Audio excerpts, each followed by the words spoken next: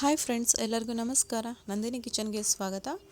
ನೋಡಿ, ನಾನು ಈ ದಿನ ತುಂಬ ಆರೋಗ್ಯಕರವಾಗಿರುವಂತಹ ಗೋಧಿ ಹಿಟ್ಟಿನ ಮೆಂತೆ ಕಡುಬನ್ನು ನಿಮಗೆಲ್ಲ ತೋರಿಸ್ಕೊಡ್ತಾ ಇದ್ದೀನಿ. ಇದು ತುಂಬ ಆರೋಗ್ಯಕರವಾಗಿರುವಂತಹ ರೆಸಿಪಿ ಅಂತಲೇ ಹೇಳ್ಬೋದು. ಬೆಳಗಿನ ಬ್ರೇಕ್ಫಾಸ್ಟಿಗೆ ಅಥವಾ ಸಂಜೆ ಟೈಮಲ್ಲಿ ಇದನ್ನು ನಾವು ಮಕ್ಕಳಿಗೂ ಸಹ ಮಾಡಿಕೊಡ್ಬೋದು. ತುಂಬ ಹೆಲ್ತಿಯಾಗಿರುತ್ತೆ. ನೋಡಿ, ಮೊದಲಿಗೆ ನಾನು ಒಂದು ಮಿಕ್ಸಿಂಗ್ ಬೌಲಲ್ಲಿ ಅರ್ಧ kg ಗೋಧಿ ಹಿಟ್ಟನ್ನು ಹಾಕ್ಕೊಂಡು ಅದಕ್ಕೆ ಸ್ವಲ್ಪ ಉಪ್ಪನ್ನು ಹಾಕ್ಕೊಂಡು ಹಿಟ್ಟನ್ನು ಸಾಫ್ಟಾಗಿ ನಾದ್ಕೋಬೇಕು. ಈ ರೆಸಿಪಿಗೆ ಹಿಟ್ಟು ಚೆನ್ನಾಗಿ ಸಾಫ್ಟಾಗಿರಬೇಕು. ನೋಡಿ, ಹಿಟ್ಟೆಲ್ಲ ಚೆನ್ನಾಗಿ ನಾದ್ಕೊಂಡಾದಮೇಲೆ ಇದನ್ನು ಒಂದು 20 ನಿಮಿಷದವರೆಗೆ ನಾವು ನೆನೆಯಲು ಬಿಡೋಣ. ಅಷ್ಟರಲ್ಲಿ ಇದಕ್ಕೆ ಬೇಕಾಗಿರುವ ಸಾಮಗ್ರಿಗಳನ್ನು ನೋಡ್ಕೊಳ್ಳೋಣ. ಒಗ್ಗರಣೆಗೆ ನೋಡಿ, ಅರ್ಧ kg ಹಿಟ್ಟಿಗೆ ನಾನು 1 ಕಟ್ಟು ಮೆಂತ್ಯ ಸೊಪ್ಪನ್ನು ತೊಳ್ಕೊಂಡು ಸಣ್ಣದಾಗಿ ಹೆಚ್ಚಿಟ್ಕೊಂಡಿದ್ದೀನಿ. ಹಾಗೆ ಸ್ವಲ್ಪ ಕೊತ್ತಂಬರಿ, 2 ಈರುಳ್ಳಿನ ಸಣ್ಣದಾಗಿ ಹೆಚ್ಚಿಟ್ಕೊಂಡಿದ್ದೀನಿ, ಹಾಗೂ 2 ಟೊಮೆಟೊನ ಸಣ್ಣದಾಗಿ ಹೆಚ್ಚಿಟ್ಕೊಂಡಿದ್ದೀನಿ. ಒಗ್ಗರಣೆಗೆ ಸಾಸಿವೆ, ಜೀರಿಗೆ, ಕಡಲೆಬೇಳೆ, ಶೇಂಗಾ ಬೇಕಾಗುತ್ತೆ.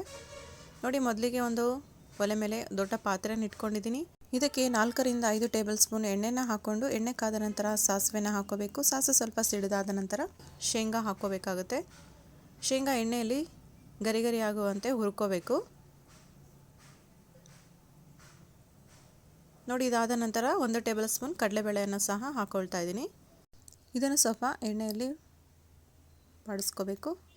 ಹಾಗೆ 1 ಟೇಬಲ್ ಸ್ಪೂನ್ ಜೀರಿಗೆನ ಹಾಕ್ಕೊಳ್ತಾ ಇದ್ದೀನಿ.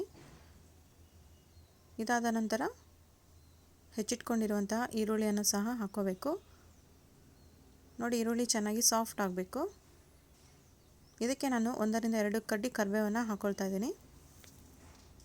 ಇಷ್ಟೆಲ್ಲ ಹಾಕ್ಕೊಂಡ್ಮೇಲೆ ಚೆನ್ನಾಗಿ ಫ್ರೈ ಮಾಡ್ಕೋಬೇಕು ಎಣ್ಣೆಯಲ್ಲಿ. ಹಾಗೆ ಸಣ್ಣದಾಗಿ ಹೆಚ್ಚಿಟ್ಕೊಂಡಿರುವ ಟೊಮೆಟೊವನ್ನು ಸಹ ಹಾಕ್ಕೊಳ್ತಾ ಇದ್ದೀನಿ. ಇದನ್ನು ಎಣ್ಣೆಯಲ್ಲಿ 1 ರಿಂದ 3 ನಿಮಿಷ ಬೇಯಿಸ್ಕೋಬೇಕಾಗುತ್ತೆ. ಅಷ್ಟರಲ್ಲಿ ನಾವು ಪಕ್ಕದಲ್ಲಿ ಒಂದು ಬೇರೆ ಪಾತ್ರೆಯಲ್ಲಿ 2 ರಿಂದ 2.5 ಲೀಟರ್ ನೀರನ್ನು ನಾವು ಕಾಯ್ಲಿಕ್ಕೆ ಇಟ್ಕೊಳ್ಳೋಣ. ನೋಡಿ, ಸ್ವಲ್ಪ ಟೊಮೆಟೊ ಸಾಫ್ಟ್ ಆಗಿದೆ. ಇದಕ್ಕೆ ನಾವು ಕಟ್ ಮಾಡ್ಕೊಂಡಿರುವಂತಹ ಮೆಂತ್ಯ ಸೊಪ್ಪನ್ನು ಹಾಕ್ಕೋಬೇಕು. ಈ ರೆಸಿಪಿಗೆ ದೊಡ್ಡ ಮೆಂತ್ಯ ಸೊಪ್ಪು ಹಾಕ್ಕೊಂಡ್ರೆ ತುಂಬ ಚೆನ್ನಾಗಿರುತ್ತೆ. ಚಿಕ್ಕ ಮೆಂತ್ಯ ಸೊಪ್ಪು ಅಷ್ಟು ರುಚಿ ಕೊಡೋದಿಲ್ಲ. ಜಾಸ್ತಿ ಮೆಂತ್ಯ ಸೊಪ್ಪು ಹಾಕ್ಕೊಳೋದ್ರಿಂದ ಕಹಿ ಬರುತ್ತೆ. ಹಾಗಾಗಿ ಅರ್ಧ kg ಹಿಟ್ಟಿಗೆ 1 ಮೆಂತ್ಯ ಕಟ್ ಸೊಪ್ಪಾದರೆ ಸರಿ ಹೋಗುತ್ತೆ. ಎಣ್ಣೆಯಲ್ಲಿ ಸ್ವಲ್ಪ ಫ್ರೈ ಆದ ನಂತರ ಇದಕ್ಕೆ ಹಸಿಮೆಣಸಿನ್ಕಾಯಿ ಪೇಸ್ಟನ್ನು 2 ಟೇಬಲ್ ಸ್ಪೂನ್ ಹಾಕ್ಕೊಳ್ತಾ ಇದ್ದೀನಿ. ನೀವು ರುಚಿಗೆ ನೋಡಿಕೊಂಡು ಖಾರಕ್ಕೆ ಎಷ್ಟು ಬೇಕಷ್ಟು ಹಾಕ್ಕೋಬಹುದು. ಇದನ್ನು ಸ್ವಲ್ಪ ಎಣ್ಣೆಯಲ್ಲಿ ಹಸಿ ವಾಸನೆ ಹೋಗುವವರೆಗೆ ಫ್ರೈ ಮಾಡ್ಕೊಂಡಾದಮೇಲೆ 1 ರಿಂದ 1.5 ಟೇಬಲ್ ಸ್ಪೂನ್ ಅರಿಶಿನವನ್ನು ಹಾಕ್ಕೊಳ್ತಾ ಇದ್ದೀನಿ. ಇದನ್ನು ಸ್ವಲ್ಪ ಎಣ್ಣೆಯಲ್ಲಿ ಫ್ರೈ ಮಾಡ್ಕೋಬೇಕು. ಇದಾದ ನಂತರ ನಾವು ನೀರನ್ನು ಕಾಯ್ಲಿಕ್ಕೆ ಇಟ್ಕೊಂಡಿದ್ದೀವಲ್ಲ, ಅದನ್ನು ಸಹ ಈ ಒಗ್ಗರಣೆಗೆ ನೀರನ್ನು ಹಾಕ್ಕೋಬೇಕಾಗುತ್ತೆ. ಈ ಥರ ಮಾಡ್ಕೊಳೋದ್ರಿಂದ ನಾವು ಮಾಡ್ತಿರುವ ಈ ರೆಸಿಪಿ ಬೇಗ ಆಗೋಗ್ಬಿಡುತ್ತೆ. ಹಾಗಾಗಿ ನೀರನ್ನು ಕಾಯ್ಲಿಕ್ಕೆ ಇಟ್ಕೋಬೇಕು. ಹಾಗೆ ರುಚಿಗೆ ತಕ್ಕಷ್ಟು ಉಪ್ಪನ್ನು ಹಾಕ್ಕೊಳ್ತಾ ಇದ್ದೀನಿ.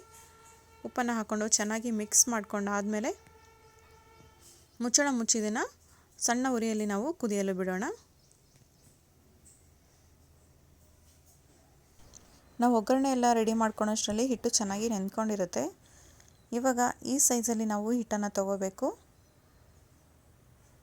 ನೋಡಿ, ಈ ಸೈಜಲ್ಲಿ ಹಿಟ್ಟನ್ನು ತೊಗೊಂಡು ಒಣ ಹಿಟ್ಟಲ್ಲಿ ಹತ್ಕೊಂಡು ಚಪಾತಿ ನಾವು ಲಟ್ಟಿಸ್ಕೋಬೇಕು. ತುಂಬ ತೆಳುವಾಗಿ ಲಟ್ಟಿಸ್ಕೋಬೇಕಾಗುತ್ತೆ.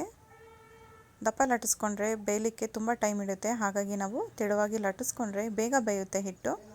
ನೋಡಿ, ಈ ಥರ ಎಲ್ಲ ಲಟ್ಟಿಸ್ಕೊಂಡಾದ್ಮೇಲೆ ಚಾಕು ಸಹಾಯದಿಂದ ನಾವು ಸ್ಕ್ವೇರ್ ಶೇಪಲ್ಲಿ ನಾವು ಪೀಸಸ್ಗಳನ್ನಾಗಿ ಕಟ್ ಮಾಡ್ಕೋಬೇಕು.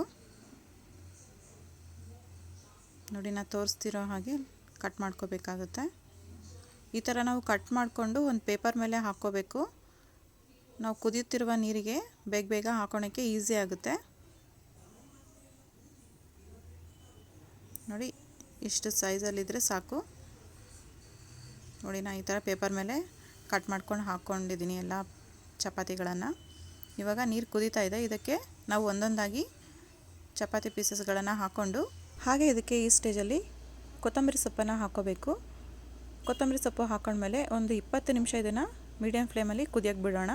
ನೋಡಿ ಫ್ರೆಂಡ್ಸ್, ನಾನು ಹಾಕಿರೋ ಖಾರ ಕಡಿಮೆ ಆಗಿರೋದ್ರಿಂದ ನಾನು ಒಣ ಖಾರದ ಪುಡಿಯನ್ನು ಹಾಕ್ಕೊಳ್ತಾ ಇದ್ದೀನಿ. ಒಣ ಖಾರದ ಪುಡಿ ಹಾಕ್ಕೊಂಡು ಒಂದು 5 ನಿಮಿಷ ಇದನ್ನು ಚೆನ್ನಾಗಿ ಕುದಿಸ್ಕೋಬೇಕು. ಕುದಿಸ್ಕೊಂಡಾದಮೇಲೆ ನಮ್ಮ ತುಂಬ ರುಚಿಕರವಾಗಿರುವಂತಹ ಆರೋಗ್ಯಕರವಾಗಿರುವಂತಹ ಗೋಧಿ ಹಿಟ್ಟಿನ ಮೆಂತೆ ಕಡುಬು ಬ್ರೇಕ್ಫಾಸ್ಟಿಗೆ ರೆಡಿಯಾಗಿರುತ್ತೆ. ನೀವು ಒಂದು ಸಲ ಮನೆಯಲ್ಲಿ ಟ್ರೈ ಮಾಡಿ. ಈ ರೆಸಿಪಿ ನಿಮಗೆ ಇಷ್ಟ ಆದರೆ ಪ್ಲೀಸ್ ಒಂದು ಲೈಕ್ ಮಾಡಿ, ಶೇರ್ ಮಾಡಿ ಮತ್ತು ಕಮೆಂಟ್ಸ್ ಮಾಡಿ. Thank you for watching.